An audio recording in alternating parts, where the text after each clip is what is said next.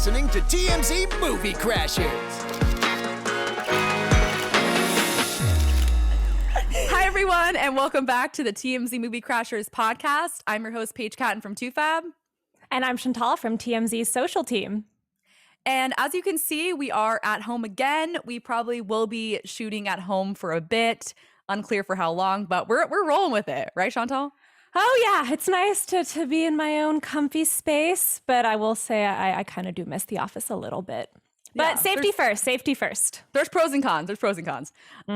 So as you can see, Fabian is not here. He's on vacation for a couple weeks. So Chantal, thank you so much for filling in. Really appreciate it. I'm so excited to be here. I'm excited for you to be here. So it's Girls' Day. It's Girls' Day. So we say this every week. There was so much movie news. It's hard to choose. I feel like this week there wasn't as much, which is kind of like good in a way, but also like not good in a way. It's almost like we like to have a lot to choose from, but there was still a lot of big stuff. There was a lot of trailers, a lot of big announcements. So we have some excited stuff to talk about today. You know, some things that we aren't talking about that I just want to note. You know, there was another cast member added to Dune Part 2, Léa Seydoux. I don't know if I'm pronouncing that right. That's what Google said. So I'm really excited about that because, as you guys know, I'm a huge Timothée Chalamet fan, so I'm very excited for Dune Part 2. There is more Ezra Miller drama. It's just ongoing. It seems like every week there's something else. According to a Deadline report, they reportedly won't be in any future DC projects as The Flash, which isn't that surprising. It's not confirmed, of course, but it's still unclear what will happen with the current Flash film that's in the can. I guess we'll have to see about that. But I feel like a lot of people want to know what's going to happen with the current Flash film more than anything. So I guess we'll see. One of the trailers that I was excited about that came out was the movie Not Okay with Zoe Deutsch and Dylan O'Brien. I don't know if you saw that trailer. I did not. What's the premise? It's like Zoe Deutsch plays like an influencer like in Paris, and I don't know. I don't know. It seems like some sort of like fun, but also like a dramedy kind of film is what it seems like. I could be wrong on that, but that's kind of the vibe that I got. I love Dylan O'Brien, so I'm excited for that.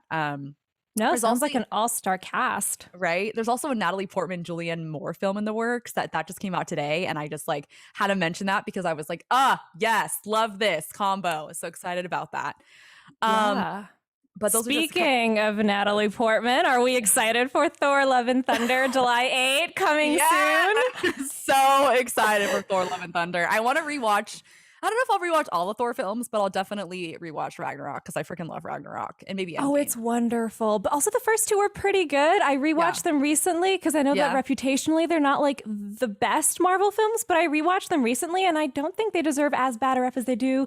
But that is a conversation for another day. Yes, I am excited for Thor Love and Thunder. Same here. So speaking of Disney, we have 2 segments talking about Disney related content today. So wish we were wearing like mouse ears or like we're at Disneyland or something right now. Could really go for a churro. Oh my God, yes. They're so good. So for our big motion picture, our big topic of the today is of course the Hercules live action film is in the works. It's going to be by Aladdin live action director Guy Ritchie. And it's going to be produced by the Russo brothers, Joe and Anthony Russo, their production company, AGBO. For those people who do not know, Joe and Anthony Russo directed or behind several Marvel films, including Avengers Endgame. So this news like blew up the internet because people have been wanting a Hercules live action for a long time. People have been like wanting this for years. And before we talk about fan casts, who we'd want to see, talk about other overall Disney live actions as a whole. Chantal, I know you are a diehard Hercules fan. It's very important in your family. So what was your first reaction when you heard about the news that they were making a Hercules live action film? So incredibly excited, but because Hercules is such a big part of my household, we watch it like 4 to 5 times a year at least. I am also a little scared and a little worried, just because I do feel like there is so much vibrance and so much unique kind of visuals in the Hercules cartoon that I'm a little scared about how that'll translate to live action. Like, of course, Guy Ritchie did a phenomenal job with Aladdin. I love how they. Right. Yeah. And I love how they gave Jasmine more agency. I love how Will Smith had a completely different interpretation of Genie. At the same time, I watched it once in the cinema and didn't ever really feel compelled to watch it again, whereas I religiously watched the cartoon growing up. And I do think that some of that magic, some of that excitement and color can get lost when being translated to the big screen in a live action capacity. So I think there's a little bit of I'm a little scared, but I'm so incredibly excited to see who they'll cast and to see this new interpretation. You want to show everyone your mug? I do. So this is my partner's Hercules mug. It is based off of one that I forget if it's Pain or Panic, one of the little demons drinks out of in one of the scenes in the cartoon. It actually has Herc in the back. If you don't believe that, just in the case you didn't believe that she knows what she's talking about, she's a Hercules expert. Yeah. Oh, huge fan. Our house is full of Hercules merch, but I didn't want to look too diehard and over enthusiastic for the podcast. But there's a little flavor. Never such thing as being too over enthusiastic, especially when it comes to movies. Especially because of what we're talking about. It's about enthusiasm about movies. That's the whole point of this podcast, right? So true. I will say, this is something that I was a little embarrassed to admit, and I told you this before. I told you earlier this week. So I definitely, pretty sure I saw Hercules as a kid. I mean, I had like a drawer of all the VHSs, right? But I don't think I'm pretty sure I watched it as a kid. Not sure I'm pretty sure, but I'm not 100% sure. But that said, I just watched it, which could have been the first time. Like I said, I don't want to I'm like trying to say that it wasn't my first time, trying to say that nicely, but it could have very well been. Nevertheless, no shame. It came out in 97. You're fine. I was like 4 years old. Okay. But nevertheless, even if it was my first time, it felt like my first time. Yes. I apologize. That was a long way of me explaining I need to land the plane. It was a long way for me to get there, but it was like I was seeing it for the first time. Again, it could have been my first time. And I loved it. I was like, now I understand the appeal. The music is great. The music was by far my best part. The romance was great. I've always been a big Greek mythology person. So I love movies and stuff about that. So loved that. Some of the animation was a little cheesy a little bit. Actually, one of my coworkers, Brian at toofab, he's a big Hercules fan, and he was saying that it kind of got a little bit of a bad rap, I guess, because people think it's not the best animation. And I was like, well, because it's compared to other animation. He said that's what he said, and he's a little older, so he probably was remembers when it first came out, probably very vividly. Yeah, and honestly, I was like, yeah, when was this movie made? But honestly, it's so old, we're not gonna criticize. It seems I already could get that nostalgic classic feel, why people love it just from the time that I watched it. And I want to watch it again. So after just watching it, and I think a live action could be good. But and better than other live actions, which we'll talk about overall, what we think about live actions, but Disney live actions specifically, sorry. But it has to be done right, and it needs to be not cheesy. I'm a little weary about the magical elements. I feel like it can which I think can happen even with Aladdin. There's obviously magical elements, and a lot of Disney there's magical elements. I think some stuff like the monsters, I think that'll be CGI, that's probably super easy. But I think in, doing kind of, Mount Olympus, I think that can be great when it comes to special effects and stuff. But I feel like you got to have the magic, and you also have to have the, when the muses are singing and they have the backgrounds and stuff, very interested to see how they're going to do that. If they're going to make them just in outside, or are they going to kind of do that similar kind of almost Baz Luhrmann kind of thing. You know what I'm talking about? Yeah, it's so creative. You know what I mean? Sure, are they gonna try to make it more I don't want them to make it too realistic, if that not realistic, but you know what I mean? I want it to still be you can't lose that magic. Yeah, again, a little I'm not a diehard out there. fan, but I can already see that they need to have. I feel like it's better if they go over the top with that than not enough, because you have to have that. No, What do you think? definitely. I definitely agree with that. And I think one thing that I was thinking of as you were saying that is Mount Olympus, like the representation of the gods, they're so cartoonish that I feel like turning them into just, like regular people on a cloud will be a bit underwhelming comparatively, but who knows? Maybe. But That's a then good again, way to like put it. seeing them, like Hera with her beautiful pink glow and all the other gods with their like colors and different, creative shapes, seeing that, I don't know, in a CGI form could also be quite creepy and a little That's the weird. thing. Like they can't lose the magic, but they can't Yeah. we have to do it right. Like I mean, obviously I'm not involved in special effects or anything, but there's like that right amount of like this is uncomfortable, creepy. Like, kids, Yeah. it's gonna be a kids movie, so we don't want to like scare the kids, but it Mm-hmm.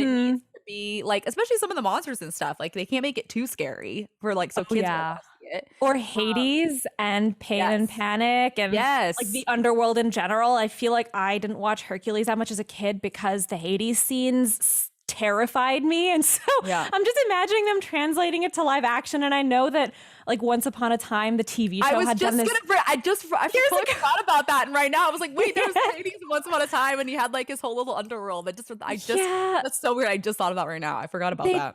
they did it well, but like Hades as a character, no hate to the actor, super talented, and their It was unique like interpretation he was was like cool, but it too was normal looking. yeah, it was so dull, and like Hades really lost a lot of his uniqueness, and I know he kind of jumps out of the screen at you in a slightly terrifying but mostly fun and engaging type of way. And again, if they cast someone and don't put in that extra level of magic, it runs a risk of looking too scary or too boring or too serious. So there's a lot of concerns for sure.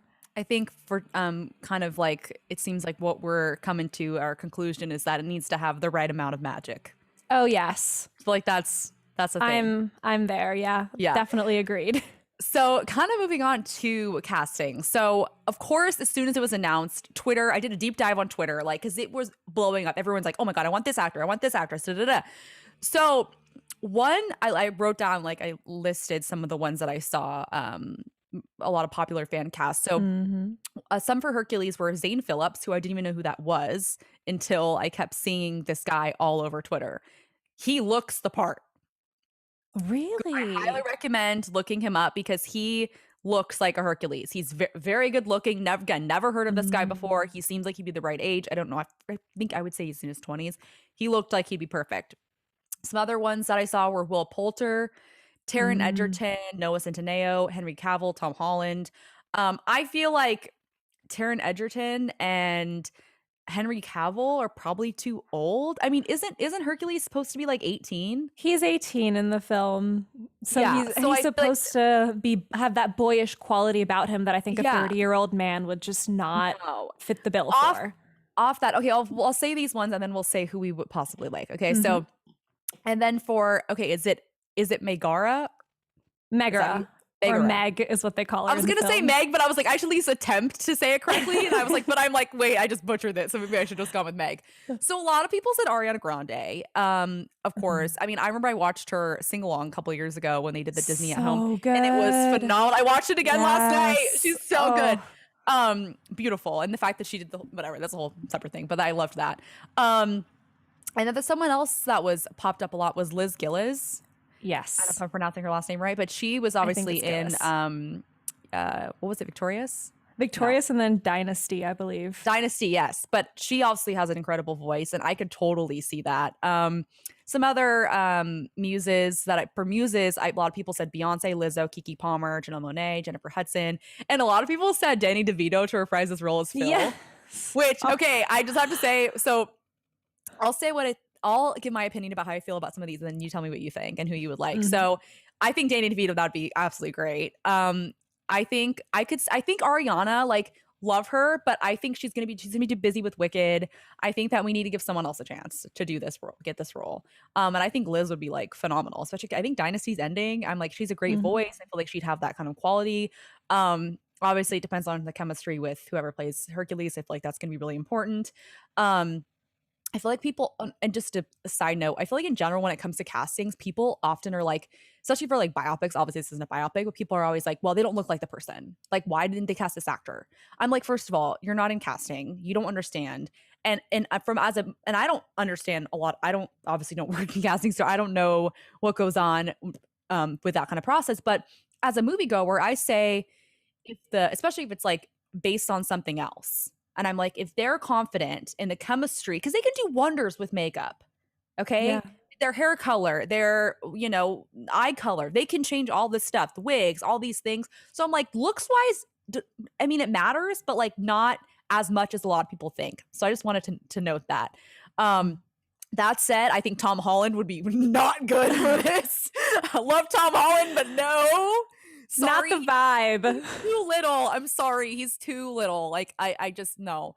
Yeah, that Zane Phillips guy looks great. Will Poulter, I think, and he was gonna be in Guardians of the Galaxy Volume 3. So I don't know if like, Disney would be like, oh, that's too much. But someone who is probably too old, but I think he'd be great is Glenn Powell. Do you know who Glenn Powell is? I do not. This might be my international. He's been in several movies, but he's like more like an up and comer. But he was in Top Gun Maverick. Okay. He literally looks like a Ken doll almost.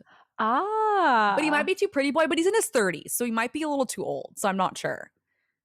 Well, as you said, you can do wonders with makeup, and I do think when it comes to the character, it's like maintaining that essence of boyishness is probably more important than like looking 18, because no 18-year-old boy looks like Hercules does in the cartoon anyway. But I guess it would all depend on like the actor themselves and their interpretation. Yeah, totally. And then for the muses, I mean, I kind of agree with the fan. I mean, I think Lizzo definitely needs to be a muse. Kiki Palmer would be great. Jennifer Hudson, Amber Riley would be great. I think they just need to be able to be amazing singers. Like they need to be like amazing singers. And I think, but I don't know. I mean, I like Beyonce, but I think Beyonce would not be good to include. I think she would just be so. No, she's the queen and so incredibly talented. Yeah, but I do think she'd be quite distracting because she is Beyonce. And I felt like watching The Lion King, I could hear Beyonce and her beautiful, beautiful voice, but I wasn't watching Nala. It felt like I was watching Beyonce. So I do agree with that point, even though I adore Beyonce and she's so talented and amazing in every way. No, I agree. The muses, everyone you've listed, I definitely agree with. And I do think that in addition to being a good singer, they just have, because I feel like the muses carry the film in so many ways and they have to be such wonderful performers that like jump out of the screen and really their presence has to be felt and has to be so dynamic. And I think everyone you've mentioned would definitely be able to carry that. Is there someone that you would be like really like stan to be Hercules? So or not stan, but like you're really behind it. Yeah, really support. So this might be a hot take, but honestly, I would kind of like them to cast an unknown or someone who isn't already as big. And hear me out. It's just because I'm for you, girl. I'm with you. I'm all for that. Right, because I do think that I don't want to be watching the film, and kind of similar to what I said about Beyonce, I don't want to be watching the film and instead of seeing Herc and like Hercules himself, I'd be seeing like, oh, there's Will Poulter as Hercules. Like, I love Will Poulter. Here's him as Hercules. And like, it's not to say that him or Tom Holland or whoever wouldn't be a good actor, because again, they are talented and phenomenal actors. But totally. I do think seeing like an actor embody Hercules as opposed to just seeing like the actor who is also playing Hercules would be so important for me just as a fan.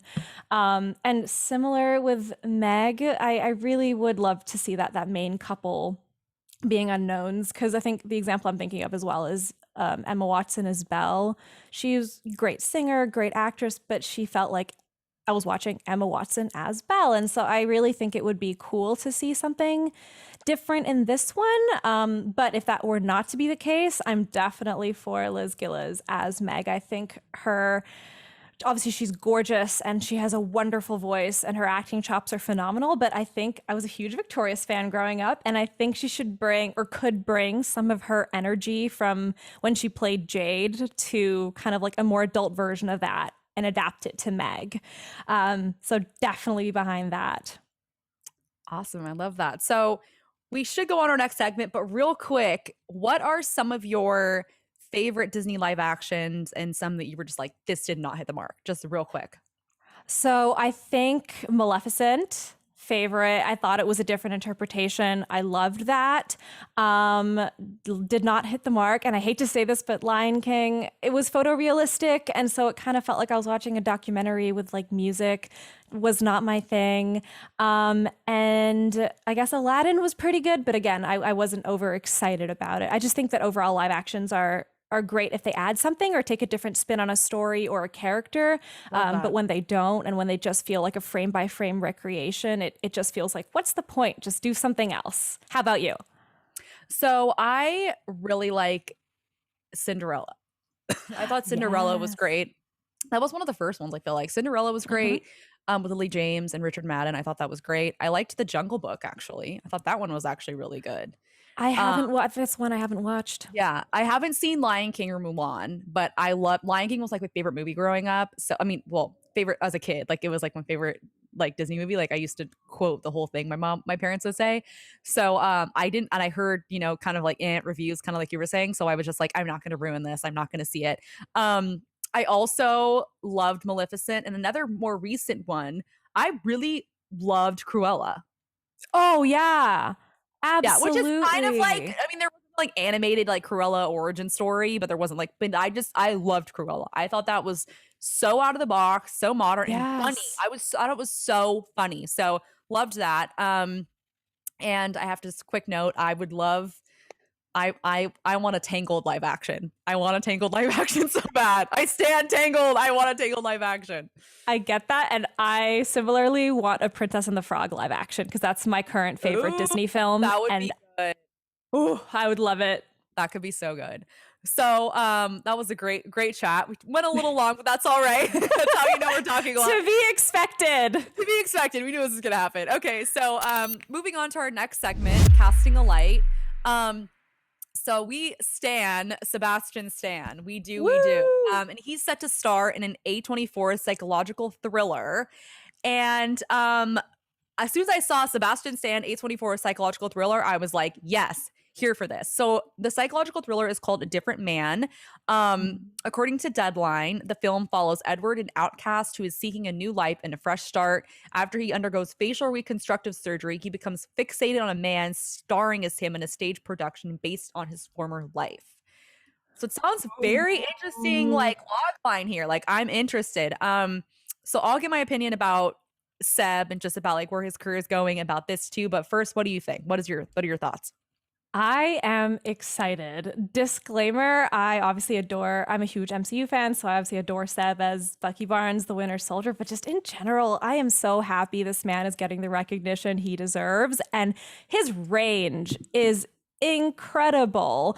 And okay, I'm not going to say I didn't watch Fresh all the way through, like his last film, because I didn't either, because I read the Wikipedia and I was like, I can't do it. I can't do it. No, literally same. That kind of film just gives me a bit of a panic attack. I wanted to, but I couldn't.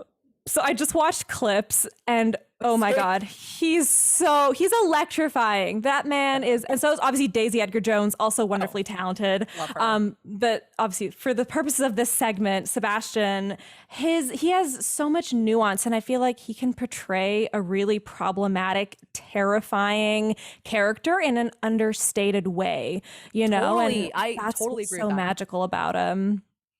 I agree. And I'm excited to see him in this. Oh, same. I agree with everything you said. I mean, you know, he's been Pam and Tommy, Fresh, as you mentioned, and just everything that he's done outside of the MCU has been like very like, he's like covering all the genres, it almost seems like, right? Like he's, you know, all these different things, and he's incredible in everything. And I too am a huge Bucky fan. I think Winter Soldier might be like my top 3 like MCU films. I think the Captain America Winter Soldier, so good. I rewatch that one regularly, actually. I love, and I hope Okay, so while I'm so excited about this movie and I'm so excited, I love seeing him in all these different projects, I have to make just a quick note that I really hope he's not done with the MCU yet at the same time. Like I want him to keep doing these A24 psychological thrillers and these kind of like different kind of tapping in different genres and starring in these like, more serious roles. But I have to say, I don't want him to leave yet. Like he needs to be in Captain America 4 alongside Anthony Mackie. At least a little bit, right? Like like one more. Just give us one more. Yeah, and I do think they set it up to be that way because I think they set up this new partnership between Bucky and Sam Wilson. Yeah, Falcon the Winter Soldier / Captain America the Winter Soldier. Yeah. I think given the incredible response on social media and how much it basically took over social media in like Feb 2021 or whenever it came out, I do think Marvel is probably going to keep him on. But I guess it's also like a personal choice for him. Like, does he want to do that? He hasn't said that he wants to pull away at all. He hasn't hinted at it. So I hope he comes back. But I'm also just so happy that he's managed to do other things alongside. Like when you see Sebastian and other things, it doesn't feel like, oh, it's Bucky. He fully is a different person. Exactly. I totally agree with you. Like I'm not thinking, oh, there's Bucky. I feel like not all the MCU stars have been like that. You see like, oh, there's, I wouldn't say that's not a good example. I was gonna say Iron Man, but that's not Robert Downey Jr. who's done plenty. But I can't think of an example. Plus, I don't want to throw anyone under the bus. But I think that I want to slam anyone here. But I think that he's definitely done that well. Like you totally just see him like totally transform into other characters, especially in Pam and Tommy. I don't know if you've seen Pam and Tommy yet, but highly recommend. I know that's a TV show, but I just have to say that. And he's rumored to be like, he's on the short list for Emmy nom. So I just love to see him just becoming he's getting the recognition he deserves. No, absolutely. It's funnily enough, and also another TV show, but he was on OUAT, and that's where I first saw him. Did not realize it was him. The Mad Hatter. Oh, he was so creepy. He was so incredibly creepy. He was also in Gossip Girl. Like, just yes. Yeah. I've been like at like crush on like celeb crush like since like for a long time. He's so handsome. I love him. We stan Sebastian Stan, and we can't wait to see this movie and everything else that he does. So that was just a Sebastian Stan love fest. Love fest. We stan. So moving on to our next segment, the Hollywood Hoedown. Woo! Hollywood Hoedown.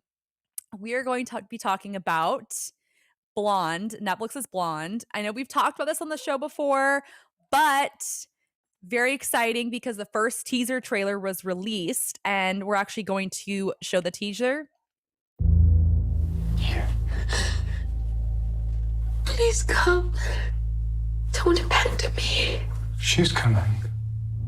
Men grow cold as girls grow old, and we all lose our charms in the end.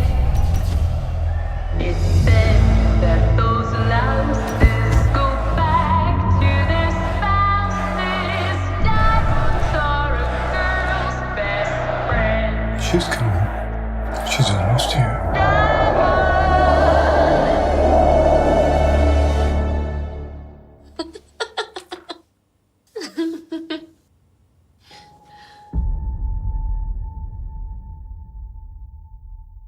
Okay, so that was the trailer for Netflix's Blonde, starring Ana de Armas. So I have been so excited to finally get a first look. We've read about it. Again, we've talked about it on the podcast, our concerns, what we're looking forward to. We think she's going to be great. And wow, that short 1-minute teaser blew me away. Goosebumps. Goosebumps, totally. It was set to Diamonds Are a Girl's Best Friend, flashes of iconic Marilyn moments. And I think for me, the most about the trailer that was just so like, oh my God, this is going to be like unlike any Marilyn story we've seen before, is when in the beginning of the end of the trailer, when it's black and white and she's literally in front of the mirror and like, oh, she's coming, please come. And it almost sounds like she wants Marilyn to come, that she's like, that's kind of what I got. Did you kind of feel that too? Absolutely. And as you were I just got goosebumps again. She's wonderful, but I do agree with that point. And Ana de Armas has spoken about the movie and talked about how it's not just an exploration of Marilyn, but also of Norma Jean. And so Yeah. in that one clip, you just see that transition so smoothly.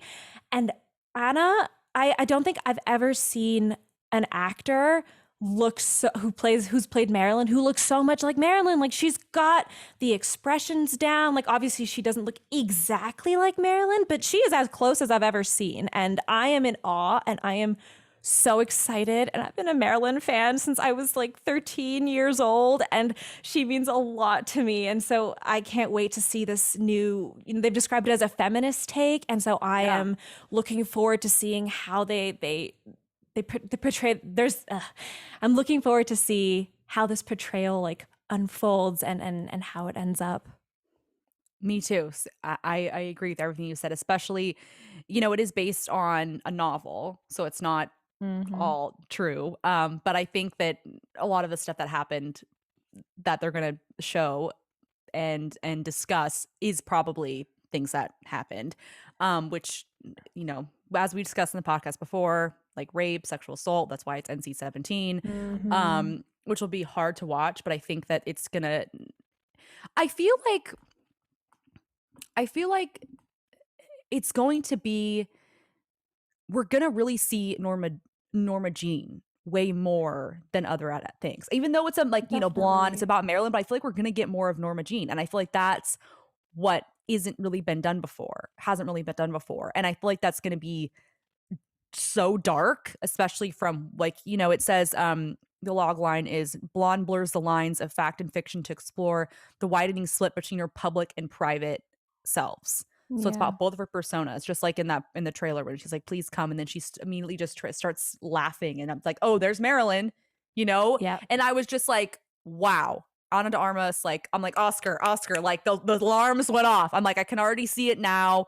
And, as you guys mentioned, she said it's a feminist take. She said, I found it to be the most daring, unapologetic, and feminist take on her story that I had ever seen, which I think is also interesting, especially because it's going to be covering such dark subject matter. I haven't read the book, which I kind of want to now. Apparently it's really long, but I'm interested to read the book now. And she also said, we worked on this film for hours, every single day for almost a year. I read Joyce's novel, studied hundreds of photographs, videos, audio recordings, films, anything I get my hands on. Every scene is inspired by an existing photograph. She spoke to Netflix Q and said that.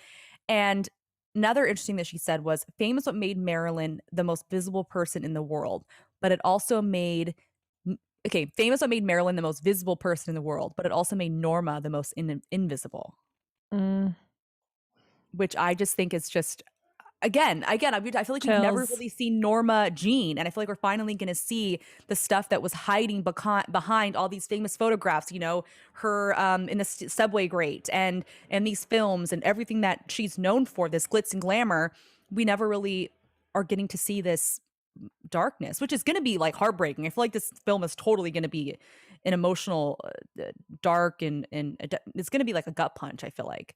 No, absolutely. I think the big thing that I'm super happy that they've done is been really, really upfront about this is like a blurring between fact and fiction, where like they're not trying to speak for Marilyn or trying to like 100%. Impose a narrative on her that's just like, oh, she was this tragic, beautiful figure, or like, with the recent Netflix documentary that basically like, I haven't watched that yet, but I want to watch it. It's good, but there was a lot of emphasis on like the men in her life and how they like psychologically messed her up, and like she's so intertwined with JFK and that whole relationship. And so I like how this film brings it back to her, but also is clear that it's not trying to say anything, to speak for her basically, and tell a story that wasn't there. Like, it's gonna be dramatized. It's a movie, it's a story being told, but it's also not pretending like this is exactly what happened and this is exactly who she is.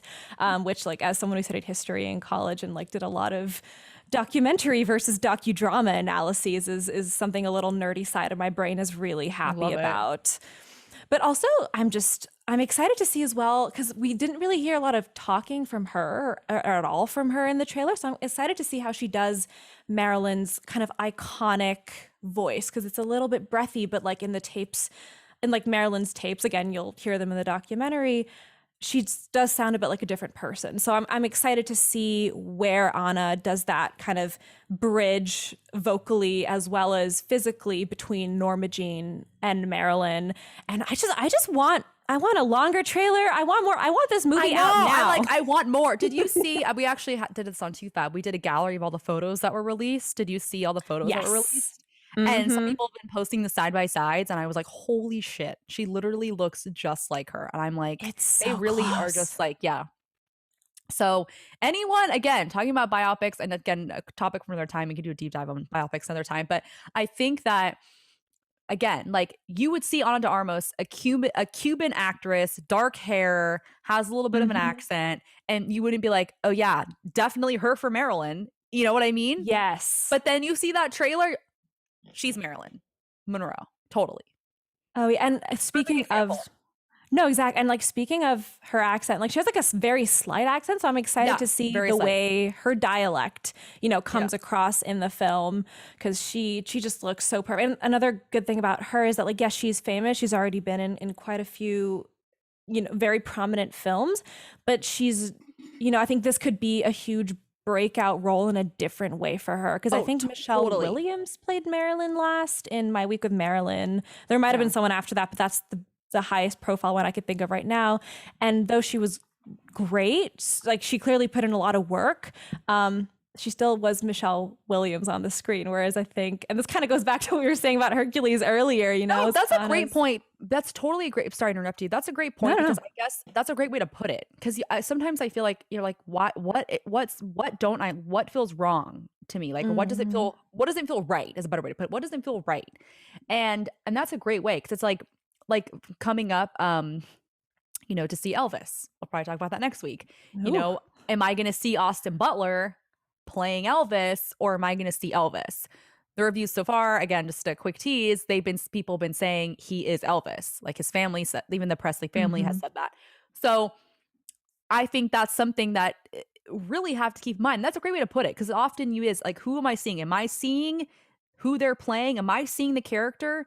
Or am I seeing the actor playing the character? And again, it's like you want that character study. You want that transformation. And sometimes it's not just physical. It's often you got to get the essence of the person. And I feel like Ana de Armas already seems like from that little trailer that she has the essence. And I can't wait to see the film. And give us a longer trailer. I know it's not coming out for like a few months, but like, can we get it now, please? Like, come on. At Netflix. I'm ready. You've been called out, Netflix. I just like hit my mic. I hope that didn't. Okay.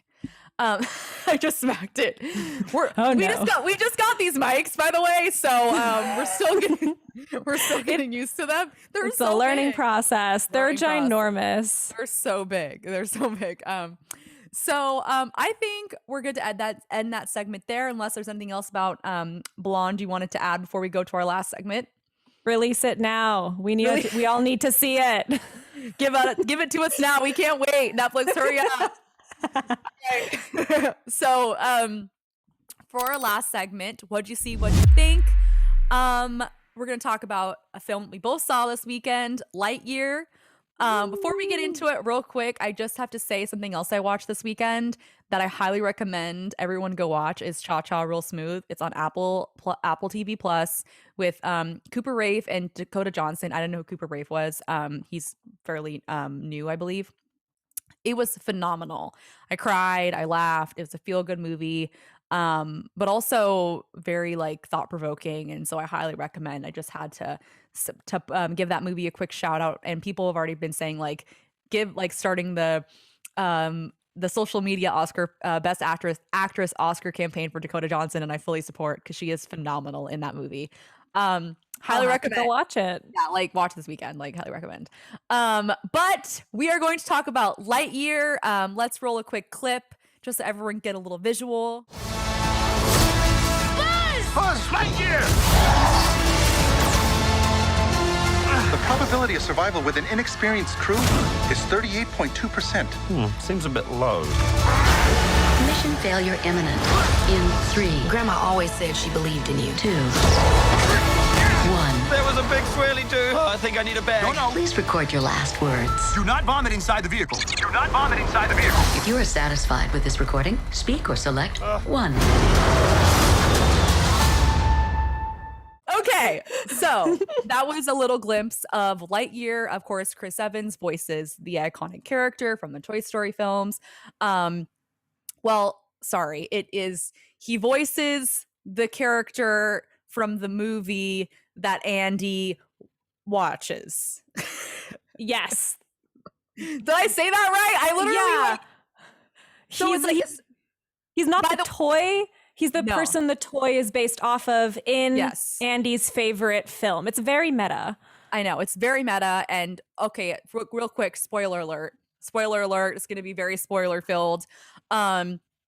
So yeah, the film starts with saying, the film started with, what was it? It said like in 1995, Andy had got his Buzz Lightyear toy from his favorite movie. This is that movie. Yes. So they said that. And I'm glad they put that there because there was a lot of confusion. Again, I couldn't even fully explain it right now because it is hard. Even Chris Evans struggled in a tweet, Jimmy Kimmel made fun of him because it's kind of hard to put it into words. It is a little hard. So I'm glad they add that in the beginning of the movies. People for sure were but there was, we're not going to get into this, but there was a lot of confusion. People, especially we're not going to get political with it, but especially a lot of conservatives were like, oh my God, they replaced Tim Allen. Oh my gosh. No, they're not. It's not the same thing, dude. It's a different character. Yeah. And so clearly they had to give that clarification at the beginning of the film because, again, people weren't getting it. So glad they did that. Just wanted to point that out. So first off, I will say I enjoyed the film. Was it the best Pixar film I've seen? No. Was it in the top 5? Also no. I thought it was cute. There were things I did and didn't like, which I'll get into. But first off, Chantal, what was your initial reaction? What'd you think? Same for me. I think it was entertaining, and I do want to preface all of this by saying I understand it's a family movie. It was made so that children could enjoy and follow along. It's not supposed to be hyper complex. At the same time, I think my biggest issue was that Buzz's best friend / coworker for the first 20 minutes of the film was Alicia Hawthorne, and they really the film really established Alicia and Buzz's relationship, friendship, as an emotion, and Alicia herself as an emotional core of this story, and you get really attached and really drawn in, so that kind of for the rest of the film, you follow these other characters that you don't really have as much of an emotion. At least personally, I didn't have as much of an emotional tie to. So it kind of felt like I was being really drawn in. And no hate to Keke Palmer. She is so amazing. And I've loved her since I was a kid. Love Keke. Right? But I just didn't care about, Izzy Palmer as much as I did, Izzy Hawthorne as much as I did Alicia Hawthorne, and the other two, Taika Waititi's character, I think his name is Mo, and I'm forgetting the fourth character, the elderly person, but they were funny, and I loved how they established that friendship unit, and the movie really was about trusting each other and that friendship and building that trust, but I didn't really care about them as much because they kind of just felt like there was a lot of gags, a lot of quips, but after that first 20 or so minutes, I felt so much less engaged, and I think that apart from, and this is one thing both you and I agree on, our favorite Socks was the best. Socks was the best part of the movie, okay? Now we're going to sound like truly was girls right now, but Socks, the adorable robot cat, was so freaking cute. Best character in the movie. He was funny. He was cute. He I was always worried about him, and then I loved his whole arc, and then I was so worried if the one moment he almost he was gonna fly into space and then saved him. I was just loved, and then I love at the end how he had his little suit on with the little I need a toy of that in the Socks in the suit. We are Sebastian Stans and Sock Stans and Disney Stans. No, but this is a Sebastian Stan and Socks appreciation podcast. Totally, 100%. I remember we were talking yesterday we actually were testing out our mics, and I had tweeted earlier in the day that I said socks was my favorite part of Lightyear, because I didn't want to say anything else about Lightyear because obviously we're gonna talk about it in the podcast. And then like when I was talking with you, like the Buzz Lightyear, the Pixar official Buzz Lightyear or Lightyear film Twitter account was like, can we use your tweet? Like, we'd like to use it. And I was like, So cool. Oh my God. I was like, like, we want to use my tweet. Both of us just start screaming. That is so cool and so exciting. Yeah, we were so excited about that.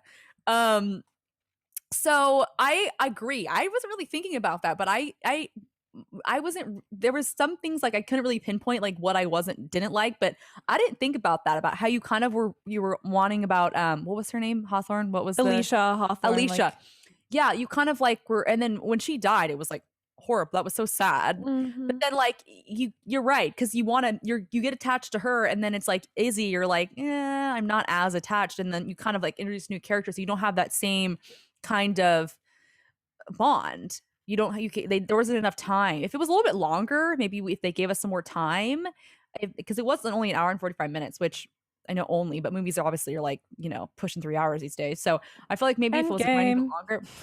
Yeah. And then like, Batman. Yeah. So long movies these days.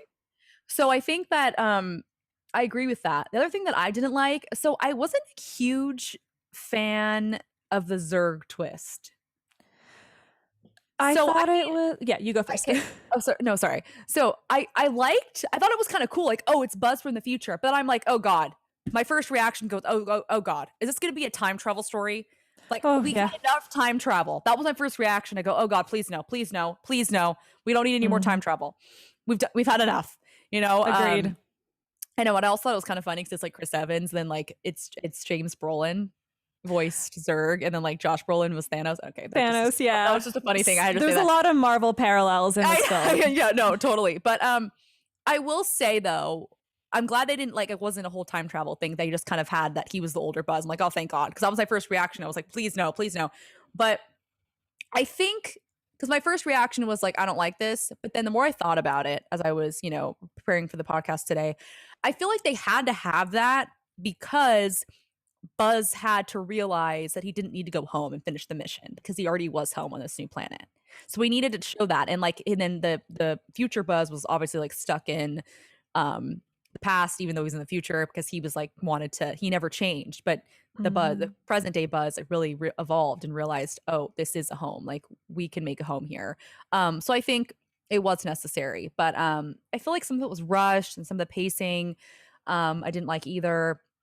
And Lightyear didn't do well at the box office.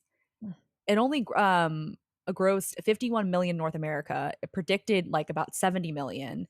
For Pixar, obviously, it's not great. I know we're running out of time, but one thing to note, and a lot of people weren't happy about this, because obviously during the pandemic, this is obviously a bigger conversation, some films have gone straight to streaming, but this is the first Disney Pixar film that was exclusively in theaters since 2020 onward, and which I never saw actually. So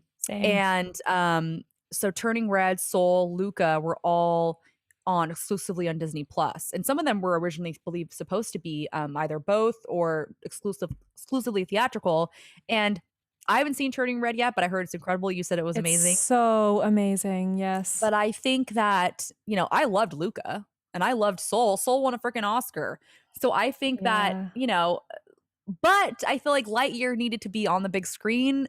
But at the same time, I'm like, these other films should have had, because they were better than Lightyear and they should have been on the big screen too. But obviously with the pandemic and it's obviously kids films, they had to make decisions. But I'm just kind of bummed that like release wise, I'm like, why couldn't they have like, I don't know, pushed the other ones maybe and made it so they could all be exclusively theatrical? I don't know. What do you think about that?